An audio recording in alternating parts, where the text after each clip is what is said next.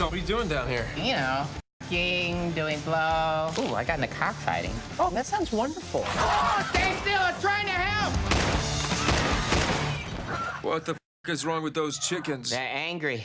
All I feed them is cocaine and chicken.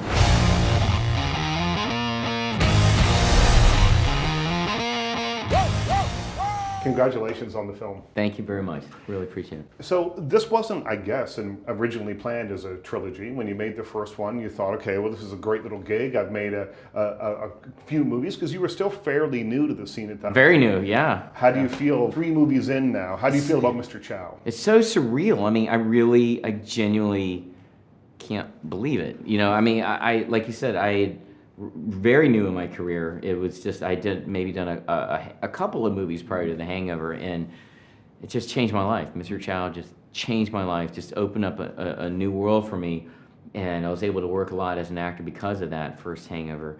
And now I just, to have the biggest part in my life, you know, this is the biggest role I've ever had, in the part that I'm most well known for. I mean, you can't ask for better than that. In a huge summer movie. In a huge summer movie, honestly, I'm not just saying this. I honestly don't think my career will get any better than this. I think I've peaked. I mean, which is great, because this is beyond what I ever expected. When I quit my day job as a doctor, I just wanted to be a working actor. I just want to have lines in movies, man. That's all I ever wanted. And to have several lines, like in this one, it just blows my mind. It just, I can't believe it. Well, you mentioned that, and people, I think, know that you were a doctor and had patients, and right. were, you know, I mean, this wasn't like you quit the first year of med school. Like you were advanced in your career. Legit, yeah. What do you think your patients, ex-patients, might think of you doing this now? Have you heard from any? Yeah, I have patients that I email with or keep in contact with on Facebook, and they're always like just so. They're always happy for it, because I wasn't a wacky, shticky guy as a doctor. I was pretty intense and pretty serious. The stuff I get, oddly enough, from my patients are like, we're just so happy you have an outlet. You're just so serious. We thought we thought you would explode. Like, you know, we're just so happy because you're always so stressed out. No, honestly, they're just like, when people found out I did stand-up comedy back in the day when I was practicing medicine, I was doing that as a hobby. They're like, I'm so happy for you. Finally found a way to channel all this stress out. Did you try and keep the two separate? Yeah. The two worlds? Yeah, I mean, I wasn't trying to keep separate like Clark Kent separate. You know, it was just like, it was my hobby, it was my golf. You know, I look at stand-up comedy as my golf. It was a way for me to kind of keep up with the intense hours of medicine, like work hard, play hard mentality.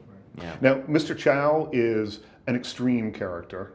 And I wonder a couple of things. What is it, do you think, that Mr. Chow brings to these movies? Why do people love him so much? Because he's not really, on the surface, a completely likable guy. No, he's a villain with a sense of humor. I think he's a villain who likes to laugh. Right. The best way to describe Chow is in the first movie, where his bodyguards have like guns pointed at the wolf pack, and Zach Galifianakis' character falls out of a car.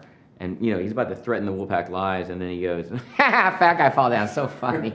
So there's a whole extended run of that in the movie that wasn't shown, where I was explaining to the fact that I was laughing because he was fat earlier, like the previous night. So it was my second time acknowledged that he's fat and he's funny. I was explaining to my bodyguards, in comedy, that's what you call a callback. So I was explaining to my bodyguards why comedy is so important in life, and why it's important to laugh at something like that. I think that, to me, makes me laugh, because he's just, like you said, an unlikable villain with an amazing sense of humor. Now, is there anything as a comedic actor that you won't do? Is there a line, even if it's Todd Phillips, who handed you this amazing part, right, is there a line that you would say, I'm not crossing that? Because in this movie, I mean, there's stunts involved, there's nudity involved, there's, you know, I can't even, Mr. Chow is a big character, bigger than the other two movies in this film, and you do lots of insane things. Is there anything that you would say, I'm not going to do that? No. I mean, honestly, I'll consider anything. Suck it, bitches! Oh, should have thought this through! Chow! I can't feel my nuts. Would you rub them and make sure they're okay?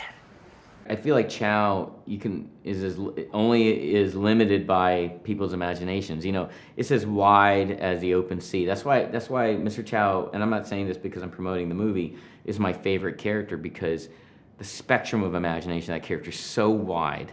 I would love to stick him in any situation and see what he'll say or do. You know, I mean, I would love a Chow spinoff. I mean, I love that character so much. Like a fish out of water thing. Fish out of water thing. You just it's really, like, all that stuff is really funny to me in Chow. Yeah. Okay. Thanks so much. Thank you.